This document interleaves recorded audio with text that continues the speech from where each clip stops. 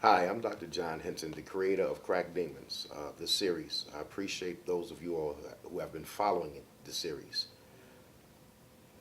Today I have with me, let's call him Gerold. Gerold, how are you doing today? Doing all right. Good. I have a few questions that I want to ask you. First, is it okay if I can use this as an educational piece? Yes. Alrighty. Gerold, how long have you been bound to addiction? Um, Close to 20 years.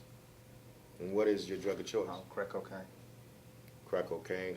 Yes. Okay, let me ask you this. What has crack cost you? Crack cost me everything. It's costing my family, my wife, friends. I lost two buildings. Um, it's just destroyed my life, over and over again. It's destroyed your life over and over again. Yes. What else has it cost you? Um, my own self-dignity, my own self-respect. You know, it's taken me to some places that I never thought I'd venture into, and it's something just hard to speak of. Okay, well, let me ask you this. What are some of the most paranoid things that you've witnessed in crack cocaine? Either be it with you or someone else. Some of the most paranoid thing is that people just, well, me myself thinking the police is outside ready to bust the doors um, in a secure place in a hotel room. And I just think the police is all around ready to bust the door in. So let me get this right. When you acquire crack and you smoking crack cocaine, even though you're in a secure place, Right. your mind starts playing tricks on you that the police is after you. Yeah, I'm watching out the windows, and every time I hear a little something, I go back to the window to see if it's the police again or if somebody's calling the police, and I'm just up and down. And it's So crack cocaine actually makes you paranoid. Very. So is it safe to say that you really don't even enjoy it anymore? no, So why are you still doing it?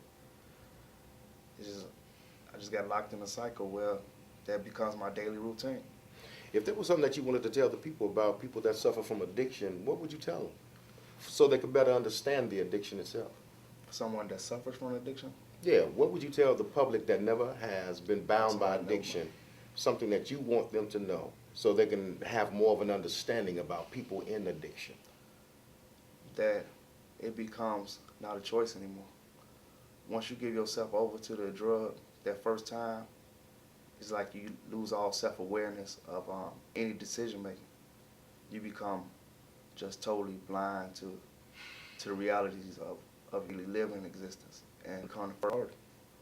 And you put that before everything. You'll put that before your kids, before your wife, before bills, before yourself, before your hygiene.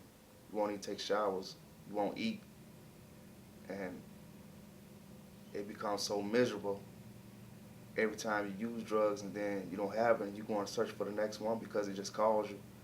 It becomes so miserable, the routine becomes so miserable that it just begins to torment you. It just becomes torment you. It just eats you up on the inside, and it's like way out. You don't see no light at the end of the tunnel where if I go this way, it'll be all over. It's just The never-ending it's process. it's just madness. It's just madness. You've done actually jail time because of drugs, is that right? Yeah. How many years in Um, pages in total? Altogether, I've done between 16, 17 years. 7 years, 9 months for selling drugs, and that was all of my 20s, and then the last, all my 30s for using drugs. In all your 20s, in other words, when you were in your 20s, you were in jail. In When you were jail. in your 30s, you were in I jail. was in And jail. you're approaching 40 now, 40 right? now. So basically, it's basically Two cost you decades. half of your life Yeah. in jail.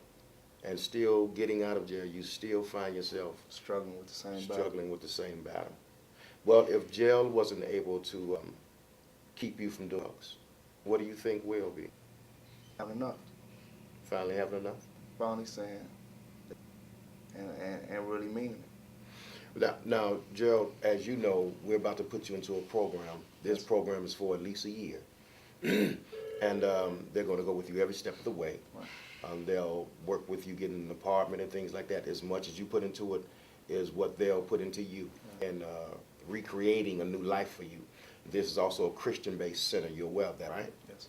And I'm here to let you know that if God is in it, then you can win it. Right. And I'll tell anybody about addiction. You know, when it comes down to drugs, when you have something that's controlling you, then you can't seem to defeat it. You need to find someone bigger than you that can defeat the thing that is controlling you. And I will tell anybody it's God, has been God, and always will be God. And that's why this is called Crack Demons, the series, because it's about breaking the cycle of addiction, but not with just the natural man, the spiritual man. Is there anything else that you would like to tell people that might be watching this? The only other thing is, listen to what you just said, that completely makes sense, because every time I try to do it on my own, every time I try to figure out a way on my own, I haven't been successful. And I think the only thing that can break the chains of this is God. And I done tried everything else, and nothing else worked. Well, this program is for a year. What I would like to do is, after your term is up, and you complete your term, I would like you to come back, and we would like to do a second part of this to see where you are. Right. Can we do that with you? Yes. Gerold, I appreciate you. All right. All right. Appreciate you too. God bless you. God bless you. All righty. Thank you. Thank you.